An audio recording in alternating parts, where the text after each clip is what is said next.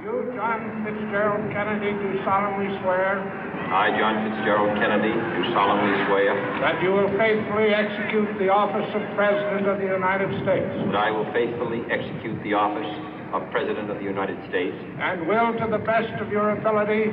And will, to the best of my ability. Preserve, protect, and defend the Constitution of the United States. Preserve, protect, and defend the Constitution of the United States. So help you God.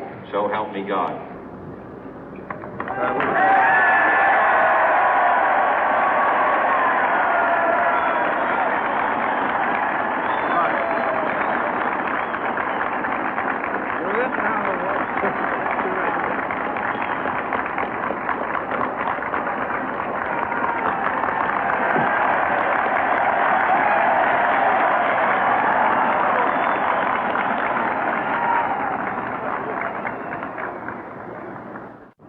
Vice President Johnson, Mr. Speaker, Mr. Chief Justice, President Eisenhower, Vice President Nixon, President Truman, Reverend clergy, fellow citizens. We observe today not a victory of party, but a celebration of freedom, symbolizing an end as well as a beginning, signifying renewal as well as change. For I have sworn before you and Almighty God the same solemn oath our forebears prescribed nearly a century and 3/4 ago. The world is very different now, for man holds in his mortal hands the power to abolish all forms of human poverty and all forms of human life. And yet the same revolutionary beliefs for which our forebears fought are still at issue around the globe. The belief that the rights of man come not from the generosity of the state, but from the hand of God. We dare not forget today that we are the heirs of that first revolution.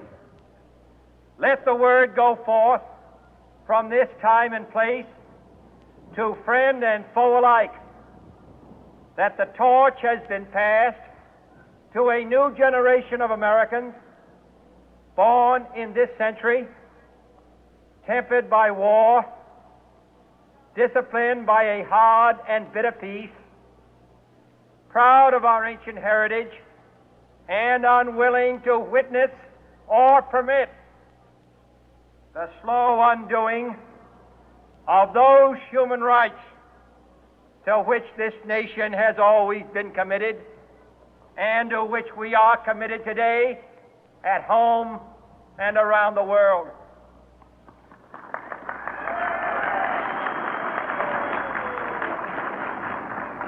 Let every nation know, whether it wishes us well or ill, that we shall pay any price, bear any burden, meet any hardship, support any friend, oppose any foe to assure the survival and the success of liberty.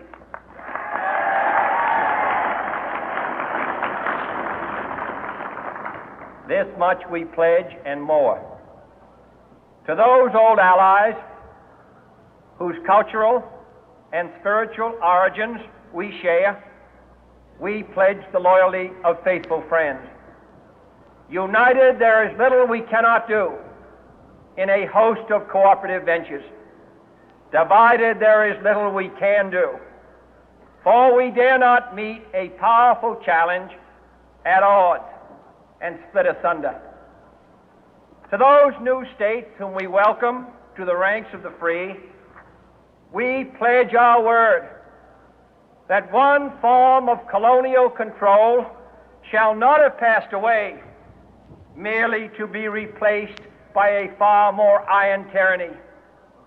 We shall not always expect to find them supporting our view, but we shall always hope to find them strongly supporting their own freedom, and to remember that in the past, those who foolishly sought power by riding the back of the tiger ended up inside.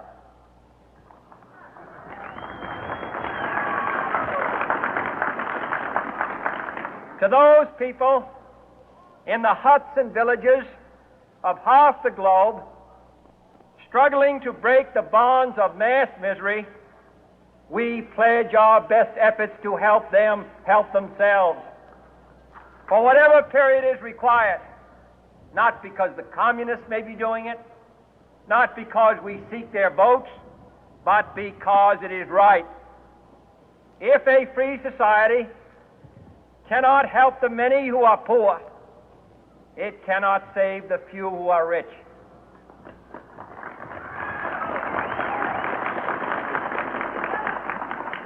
To our sister republics south of our border, we offer a special pledge to convert our good words into good deeds, in a new alliance for progress, to assist free men and free governments in casting off the chains of poverty.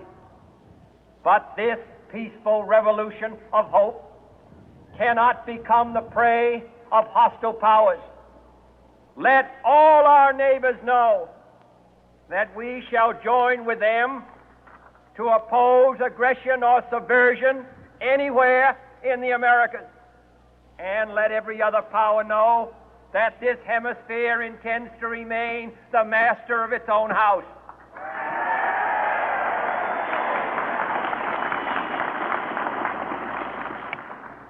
To that World Assembly of Sovereign States, the United Nations, our last best hope, in an age where the instruments of war have far outpaced the instruments of peace, we renew our pledge of support to prevent it from becoming merely a forum for invective, to strengthen its shield of the new and the weak, and to enlarge the area in which its writ may run.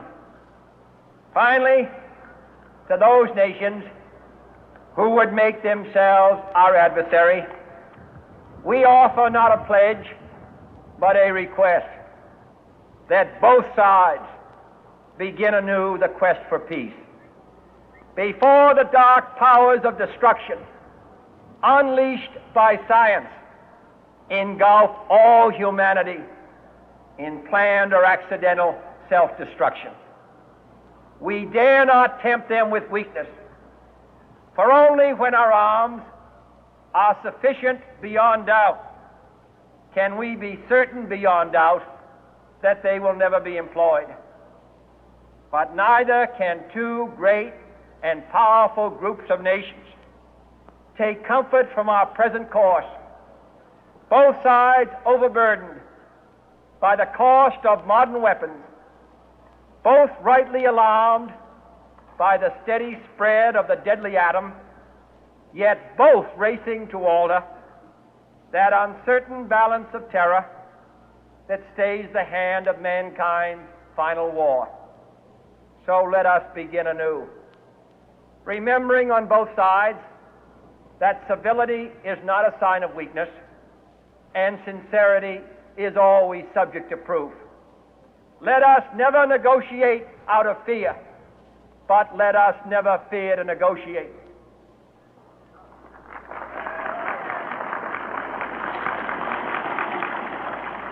Let both sides explore what problems unite us, instead of belaboring those problems which divide us.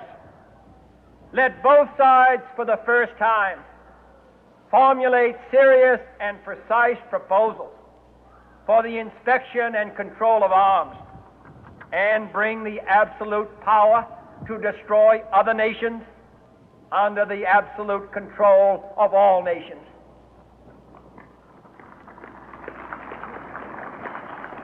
Let both sides seek to invoke the wonders of science instead of its terrors.